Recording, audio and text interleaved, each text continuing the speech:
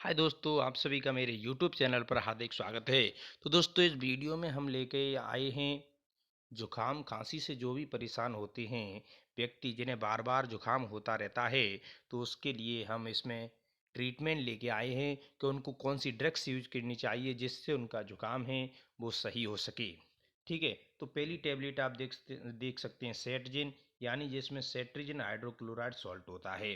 ठीक है, सेटजिन टेबलेट। और नेक्स्ट देख सकते हैं जो सेटजिन टेबलेट है वो दिखने में कैसी होगी। दिखने में आप देख सकते हैं कि ऐसी होगी। ठीक है। नेक्स्ट है, तो दोस्तों आपको हम बता दें, इसमें सेटमॉक्स के नाम से आती है, वो लोकल होती है। ये आपको देखना है कि सेटजेन ही होना चाहिए।